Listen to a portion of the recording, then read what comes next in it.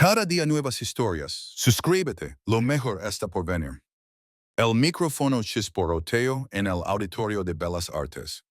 Camila, te presento a tu jefe, tu amante y mi testigo.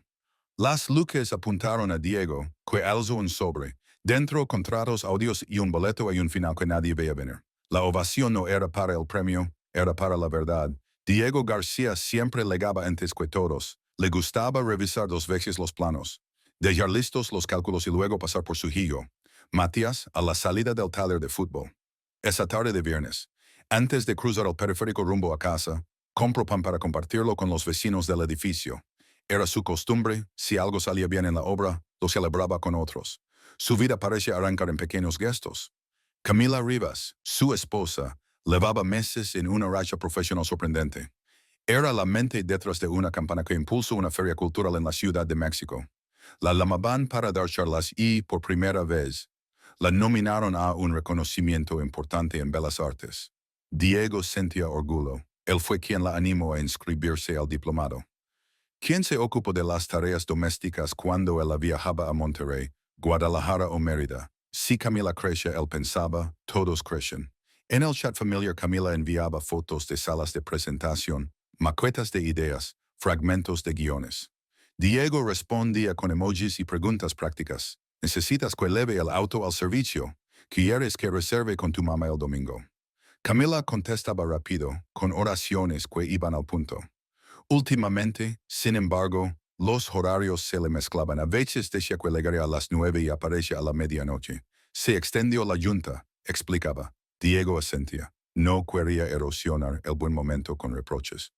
Una mañana, el entrenador de Matías programó un encuentro amistoso. Diego se ofreció a llevar a dos compañeros más. Mientras los niños se reían en el asiento trasero, él mantuvo el oído en la carretera y el corazón en las prioridades. Trabajo, familia, descanso. No era un héroe, era un hombre que cumplía. En la banca, un papa mencionó la gala del festival. Dicen que la agencia de tu esposa la tiene ganada. Diego sonrió con educación y cambió el tema hacia el desempeño de los porteros. Le incomodaba hablar de logros ajenos como si fueran suyos. El lunes siguiente, Camila despertó con prisa. Había una reunión de presupuesto y la esperaba Julián Montalvo, su director. Diego le preparó un sándwich para el camino, revisó que en el celular tuviera cargados los documentos que ella pidió la noche anterior y le recordó el medicamento para la migrana que a veces la tumbaba. Camila le agradeció con un beso breve. Te marco saliendo. A mediodía, Diego recibió un mensaje. Sea largo, no me esperes a comer. Él aprovechó para avanzar con un proveedor y luego acercarse a la escuela de Matías. El niño tenía una exposición de ciencias. Diego llevó una botella de vinagre y un par de cables para el experimento de electricidad. Matías habló sin titubeos. Al final, Diego lo abrazó con un orgullo que no necesitó palabras. En la salida, una maestra le dijo que se notaba la presencia de su familia. Él respondió con humildad, aquí estamos. Con el paso de las semanas, hubo detalles que a Diego le hicieron ruido. Camila comenzó a usar el correo corporativo para coordinar asuntos personales, cambios de vuelo, reservaciones de hotel, logística de la gala. No era algo grave, pensó, solo prácticas de oficina.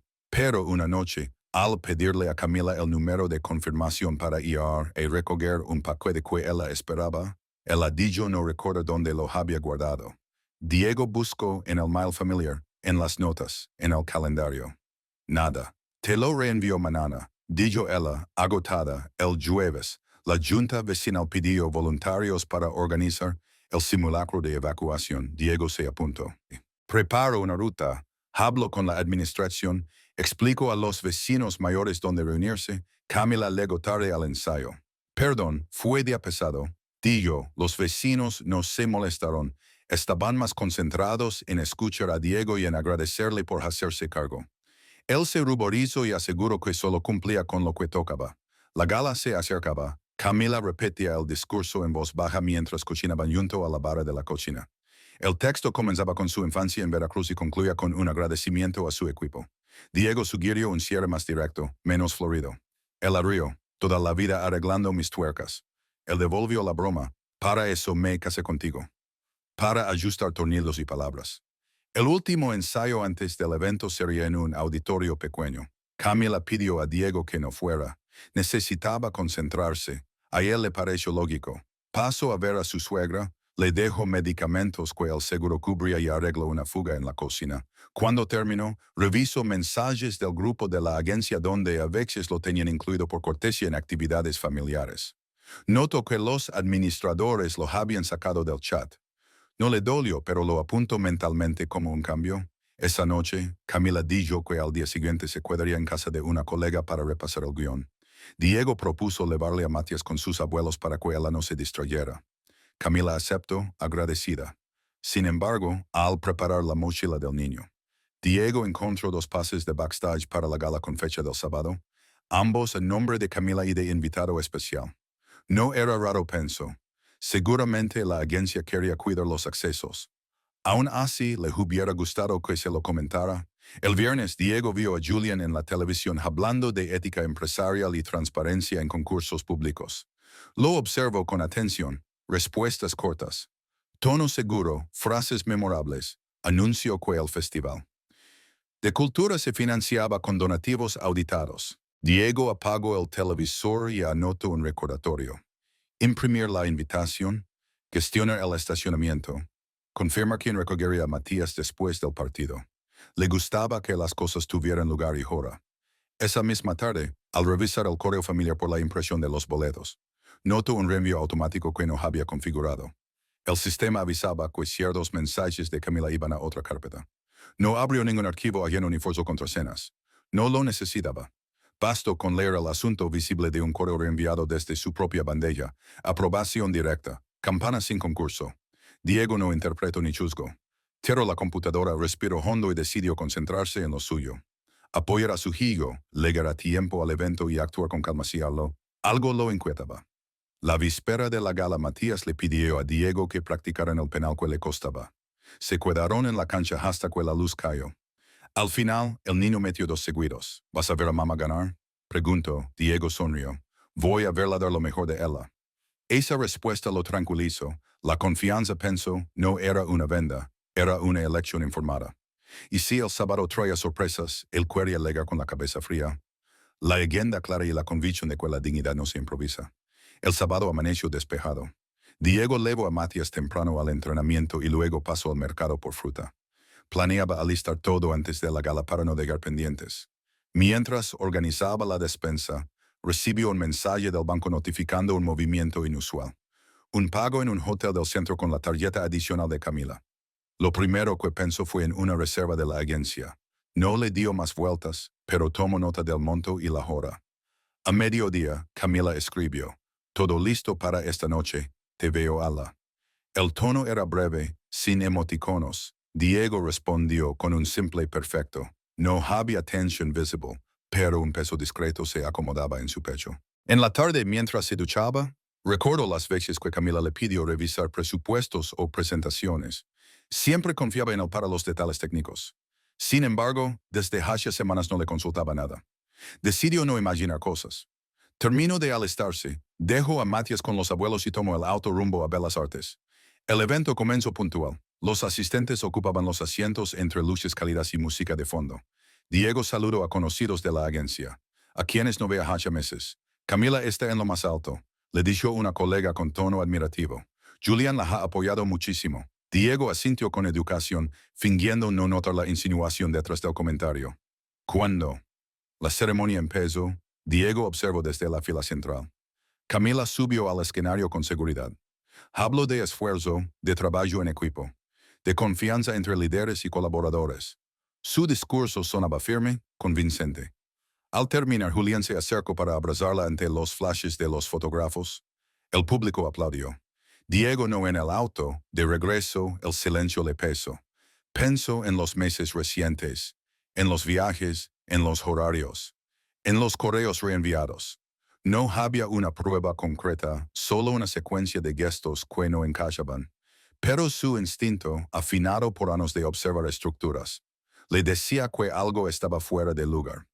El lunes, mientras Camila dormía, Diego revisó un informe de su obra. Necesitaba imprimir unos planos y, al abrir el cajón de la impresora, Encontró una carpeta con documentos de la agencia. No era curioso por costumbre, pero uno de los sobres tenía su nombre. Dentro había papeles del banco, copias de facturas y un contrato de servicios firmado por Camila y Julián con montos inflados. Las cifras no cuadraban con los reportes públicos del proyecto cultural. Diego cerró la carpeta y la dejó exactamente donde estaba. A media mañana pidió cita con un abogado de confianza. El mismo que lo había ayudado a nosotros con un tema de gerencia. No menciono infidelidad ni sospechas personales. Solo planteo una inquietud: ¿cómo proteger los bienes familiares ante posibles irregularidades laborales de su cónyuge? El abogado lo escuchó sin juzgar y le explicó cómo solicitar asesoría legal sin acusaciones directas. Le recomiendo abrir una cuenta independiente, mantener registro de movimientos y no tomar decisiones impulsivas. Esa tarde, Diego llamó a un técnico en informática. Le pidió que revisara su computadora doméstica para asegurarse de que nadie estuviera usando sus accesos de manera indebida. El especialista encontró configuraciones de sincronización y entre correos de Camila y un servidor privado, probablemente el de la agencia. No era ilegal, pero tampoco habitual. Diego le pidió que imprimiera un reporte técnico. No quería espiar, solo proteger lo suyo. Pasaron los días. Camila hablaba cada vez menos de su trabajo, y cuando Diego intentaba acompañarla, ella cambiaba de tema. Decía estar cansada, agobiada por las reuniones, pero había algo en su tono que sonaba a distancia, no a estrés. Diego se enfocó en lo que podía controlar: su hillo, su empleo, su calma. Una tarde de viernes, recibió una llamada de un proveedor que también trabajaba con la agencia de Camila.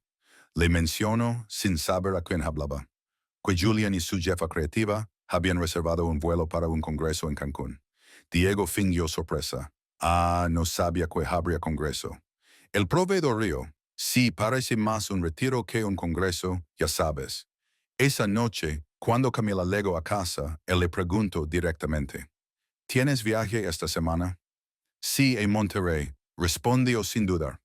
Vamos a presentar una nueva campana. Diego no insistió. La mentira era precisa, lo cual la hacía evidente. El sábado, Diego se reunió de nuevo con el abogado, le mostró los documentos jalados sin señalar intenciones personales. El abogado le explicó que, en caso de existir relación impropia con un superior, la empresa podría sancionarlos por conflicto de interés, según las políticas internas. También le habló de las implicaciones civiles y de cómo prevenir consecuencias económicas.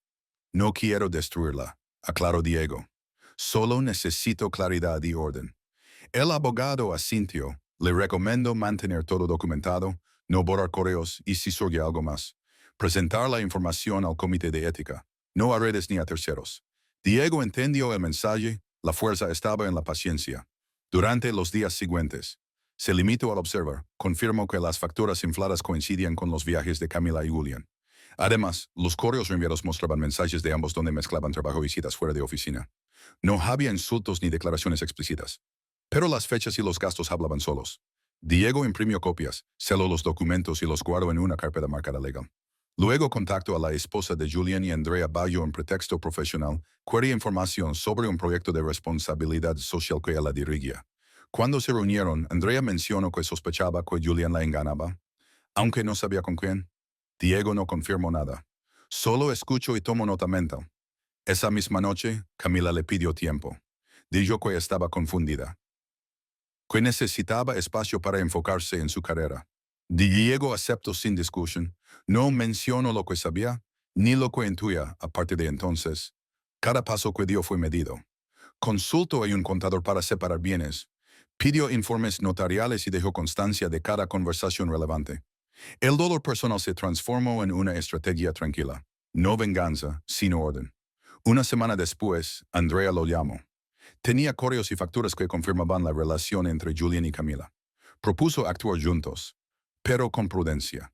Diego aceptó con una condición: que todo se resolviera en el marco legal y ético. Nada de escándalos, nada de venganza fuera de la ley. Ambos decidieron esperar la gala de premiación de fin de año, donde se reconocería oficialmente el proyecto cultural. Era el escenario perfecto para que la verdad saliera sin gritos ni agresiones, solo con pruebas. Diego preparó su parte con meticulosidad. Un dossier con documentos bancarios, contratos y la evidencia del vínculo impropio. En silencio comprendió que la confianza no se pierde de golpe, sino pedazo a pedazo. Pero también entendió que su reacción definiría su futuro más que la traición misma. Y en esa serenidad planificada, Diego dejó de ser víctima para convertirse en quien marcaría el desenlace. La noche de la gala anual llegó con una puntualidad que parece irónica. Diego estacionó el auto en la calle lateral de Bellas Artes y se quedó unos segundos observando la entrada iluminada. No había rabia en su mirada, sino una determinación serena. Sabía exactamente qué haría, cómo lo haría y sobre todo por qué. Dentro el ambiente era festivo. Empresarios, funcionarios y artistas conversaban en pequeños grupos. Camila, en el centro del escenario mediático, saludaba a periodistas y colegas. Julian Montalvo, su jefe, estaba a unos pasos, sonriendo con la seguridad de quien cree tener todo bajo control. Diego ocupó su asiento con discreción. En la carpeta que llevaba bajo el brazo había documentos, copias certificadas y un pendrive con los audios que Andrea, la esposa de Julian, le había entregado. Ningún contenido era íntimo. Eran fragmentos de conversaciones laborales donde ambos reconocían decisiones indebidas. Cuando el presentador anunció la categoría principal, el auditorio guardó silencio. El nombre de Camila resonó con fuerza. Aplausos, flashes, gritos de entusiasmo. Ella subió al escenario emocionada. Julian fue el primero en abrazarla y entregarle el trofeo. Todo transcurría según el guión previsto, hasta que Diego se levantó. Pidió el micrófono con voz firme, sin elevar el tono. Nadie entendía qué pasaba. Camila lo miró sorprendida, creyendo que se trataba de una felicitación. El presentador, incómodo, se lo entregó. Buenas noches, comenzó Diego. No quiero interrumpir una celebración, sino aclarar un asunto público que también afecta a esta institución. El público murmuró, Camila palideció, Julian intentó intervenir pero Diego lo detuvo con un gesto. Mi nombre es Diego García, soy esposo de Camila Rivas, la galardonada esta noche. Y quiero dejar claro que no hablo aquí como marido ofendido, sino como ciudadano que respeta el trabajo honesto. Saco de su carpeta un sobreselado. En este documento hay pruebas de que el proyecto premiado fue adjudicado sin concurso, con facturas infladas y gastos personales cargados al presupuesto cultural. No lo digo yo. Lo dicen los correos corporativos que ambos, la señora Rivas y el señor Montalvo, intercambiaron durante los últimos meses. El silencio fue absoluto. Camila dio un paso al frente. Diego, por favor, murmuró ella, intentando mantener la compostura. No te preocupes, Camila. No mostraré nada que afecte tu dignidad, respondió él con calma. Pero sí lo necesario para que esto se aclare. Proyecto en la pantalla del auditorio los correos más relevantes. Autorizaciones directas sin aprobación del comité, gastos de hospedaje. Justificados como reuniones creativas y un audio breve donde la voz de Julian decía, podemos firmar eso mañana cuando llegues al hotel. Un murmullo recorrió el lugar. El moderador intentó cortar la transmisión, pero ya era tarde. Los documentos estaban también en manos del Comité de Ética y del Departamento Legal del Festival, quienes habían sido notificados esa misma mañana. Diego continuó. No busco dinero ni venganza. Ya presenté una separación voluntaria ante notario. Solo quiero que se respete la transparencia que esta gala dice promover. Andrea, la esposa de Julian, se levantó entre el público. Caminó hasta el escenario con paso firme. Los asistentes la reconocieron al instante. Era miembro del consejo directivo de la agencia. Se colocó junto a Diego y pidió la palabra. Confirmo lo dicho. Recibí la documentación y revisé cada factura. La agencia no fue informada de estos movimientos. Procederemos a suspender temporalmente al señor Montalvo y a la señora Rivas hasta que se determine su responsabilidad. Julian intentó hablar, pero los miembros del comité lo rodearon. Algunos asistentes salieron del auditorio, otros grababan discretamente con sus teléfonos. Camila temblaba, no lloraba, no gritaba, solo bajó la mirada. Diego se dirigió nuevamente al público. Durante años he creído en el trabajo honesto y en la palabra. Todos cometemos errores, pero lo importante es asumirlos. Hoy no hay ganadores ni vencidos. Solo verdades que necesitan salir a la luz. Entrego la carpeta al presidente del festival. Agradeció el espacio y se retiró del escenario. No busco dramatismo. Simplemente cumplió con lo que consideraba justo. En el pasillo, un guardia lo detuvo, pensando que debía explicarse. Diego solo levantó el sobre restante y dijo, «Esto también va al comité. Gracias». Al salir, vio a los reporteros agolpados en la puerta. No dio declaraciones. Subió al auto y respiró profundo. La ciudad seguía su curso, tráfico, claxones, vendedores en las esquinas. Era como si nada hubiera pasado. Pero él sabía que acababa de cerrar un capítulo sin recurrir a gritos ni venganza. Minutos después, Andrea lo llamó. El comité ya suspendió el premio, le informó. Habrá una auditoría completa. Eso es lo que debía pasar, respondió Diego. No quiero más que eso. En casa encontró el dibujo que su hijo había dejado en la mesa. Una familia tomada de la mano. Diego lo observó largorado, no sentía satisfacción sino alivio. Había actuado con prudencia, sin ensuciar el nombre de nadie más de lo necesario. Esa misma noche los noticieros transmitieron el incidente. Algunos lo calificaron de escándalo, otros de acto de valentía. En redes sociales, los comentarios se dividían, pero Diego no leyó ninguno. Sabía que lo esencial no estaba en los titulares, sino en la coherencia con la que había defendido su verdad. Camila pasó la noche en otro lugar. No llamó, no escribió. Diego tampoco lo hizo. La historia, tal como la habían construido, había llegado a su punto de quiebre. A la mañana siguiente, el abogado de Diego lo contactó para confirmar que los documentos entregados coincidían con los registros notariales y bancarios. El procedimiento seguiría su curso sin necesidad de que él participara más. Diego agradeció la noticia. No había ganado nada material, pero recuperó algo más valioso, la certeza de que había actuado con respeto, incluso ante la traición. En silencio guardó el expediente final en una caja y la cerró con cinta. Luego escribió una nota breve sobre la tapa. Hecos, no impulsos. La colocó en el closet, junto a los álbumes familiares. Sabía que un día su hijo le preguntaría qué había pasado. Y él quería tener una respuesta limpia, sin rencor. Esa noche, mientras la ciudad seguía su ritmo, Diego comprendió que la justicia no siempre se obtiene en los tribunales, sino en la calma con la que uno decide no rebajarse a lo que otros jacen. Y en esa certeza, el ruido de la gala, los flashes y las voces se desvanecieron, dejando solo una verdad sencilla. Había elegido el camino más difícil, pero también el único que le permitía dormir en paz. La mañana después del evento, la noticia era pública. Los portales de comunicación cultural titulaban con frases ambiguas. Anomalias en premiación de Bellas Artes. Comité revisa irregularidades en agencia ganadora. Nadie mencionaba nombres directamente, pero todos sabían de quiénes hablaban. Camila Rivas y Julián Montalvo aparecían en fotografías de archivo con subtítulos discretos. Diego leyó solo un par de notas y cerró el navegador. No necesitaba confirmación externa.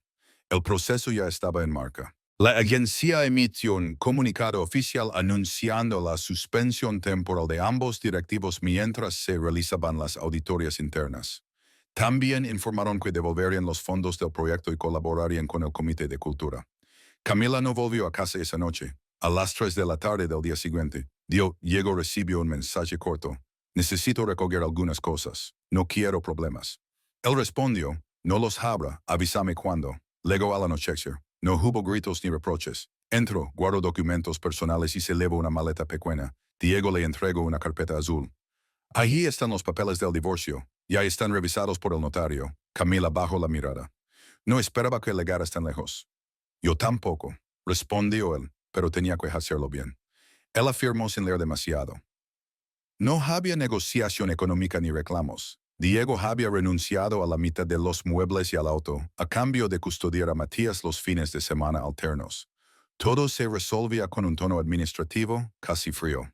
Esa misma semana, el Comité de Ética concluyó la investigación preliminar. Las pruebas de manejo indebido de fondos eran contundentes.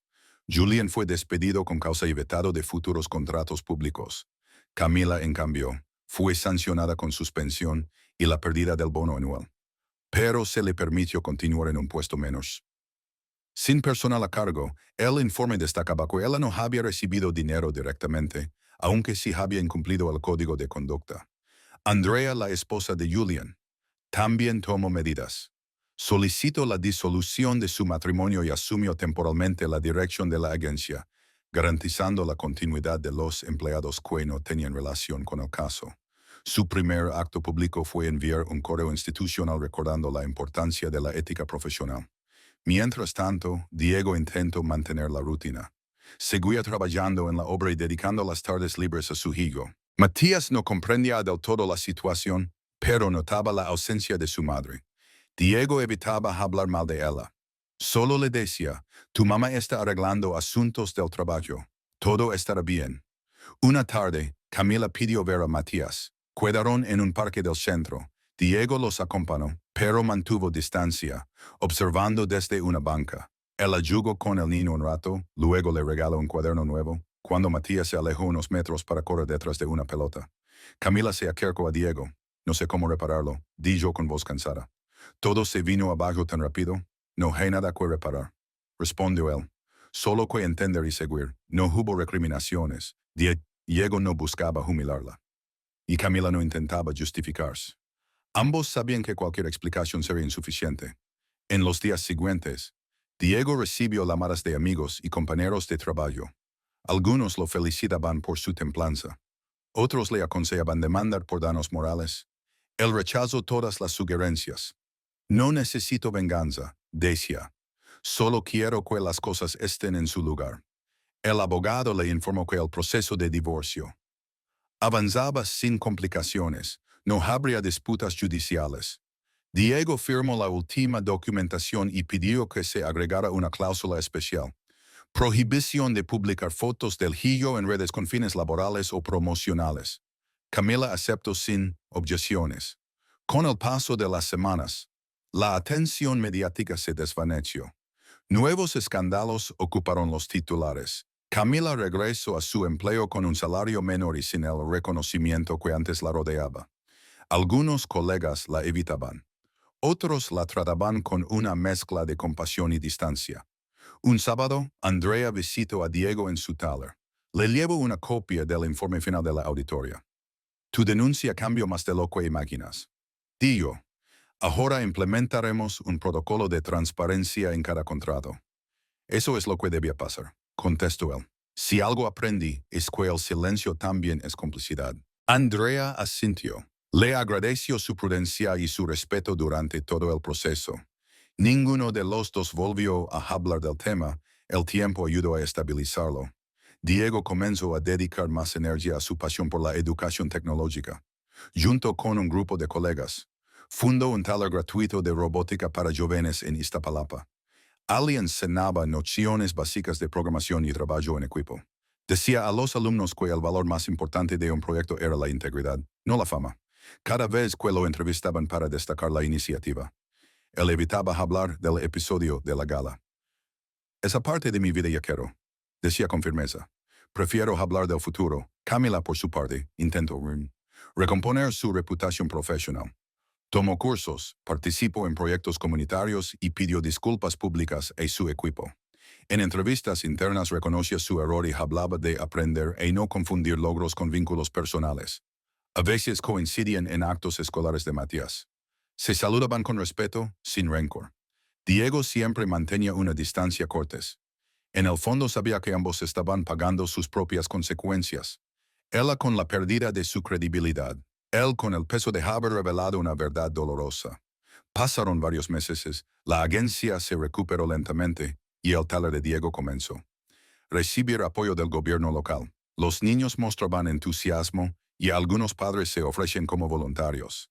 Esa sensación de reconstruir algo útil le devolvió energía.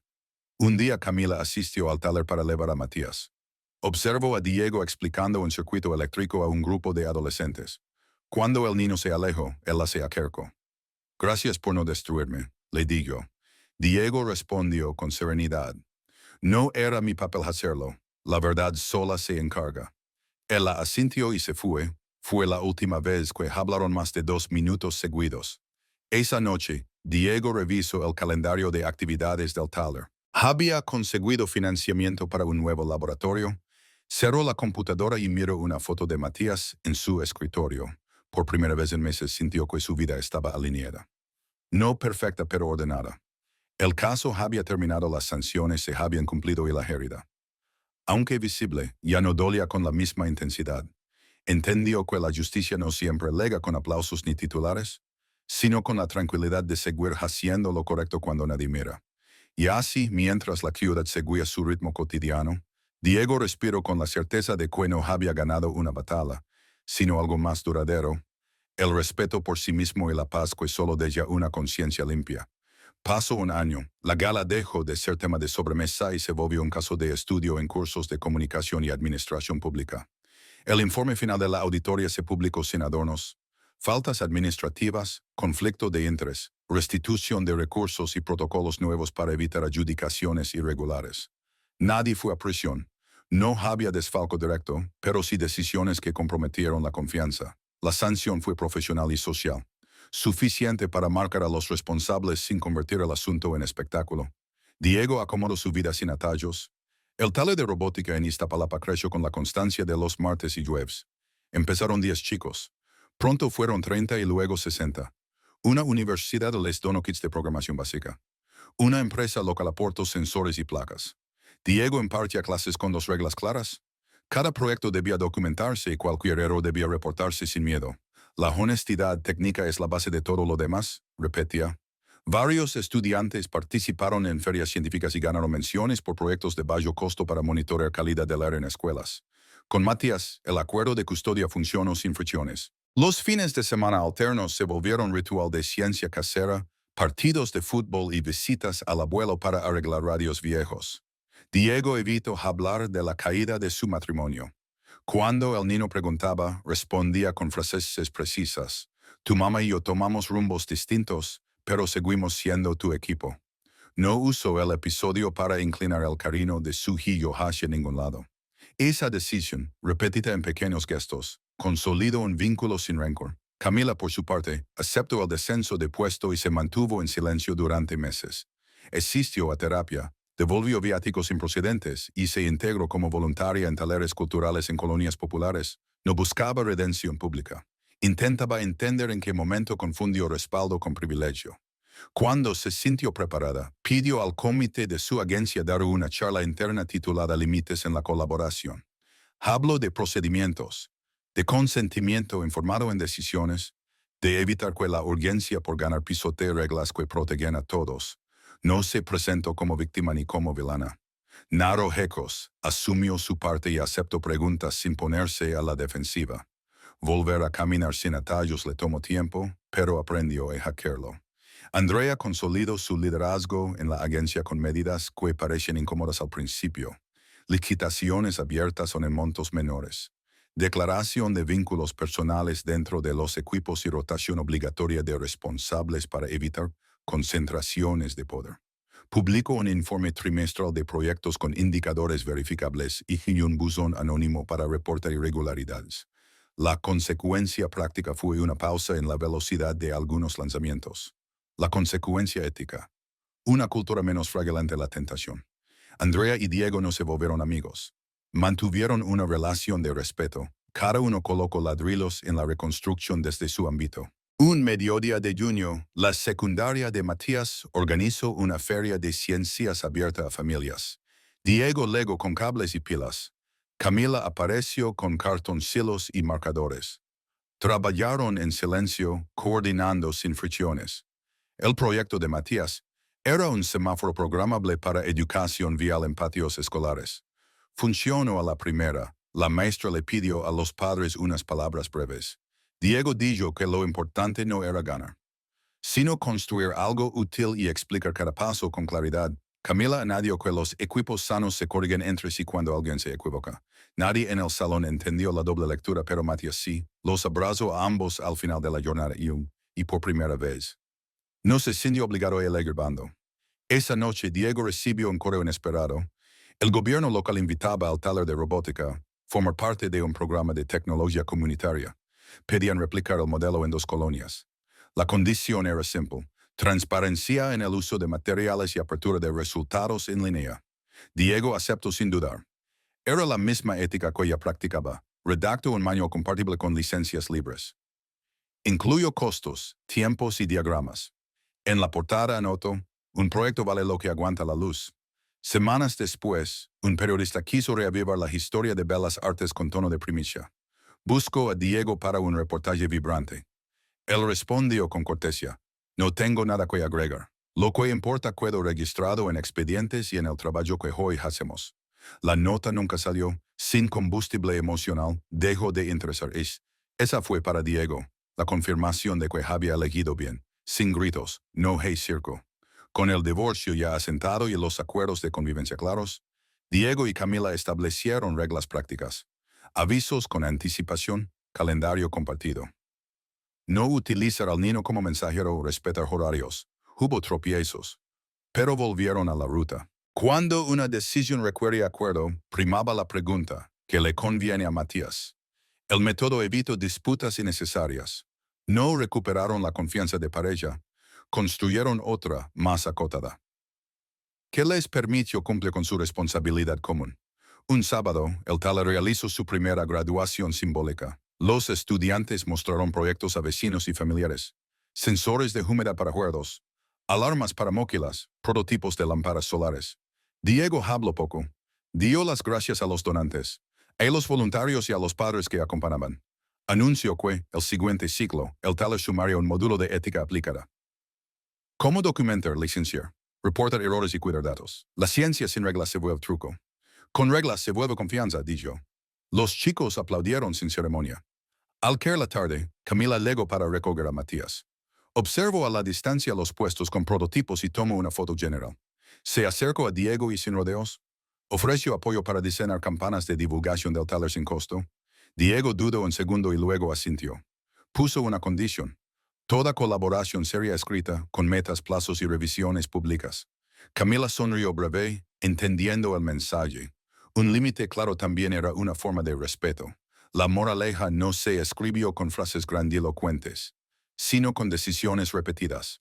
Acudir al derecho en lugar del impulso, defender límites sin humilar, reparar lo danable y aceptar lo que no vuelve. Diego no ganó sobre Camila. Ambos aprendieron que la verdad, cuando se presenta con pruebas y sin odio, ordena más que castiga. Andrea demostró que dirigir es, ante todo, hacerse responsable. Y Matías creció mirando a adultos que, lejos de actuar por revancha, pusieron reglas y cumplieron consecuencias.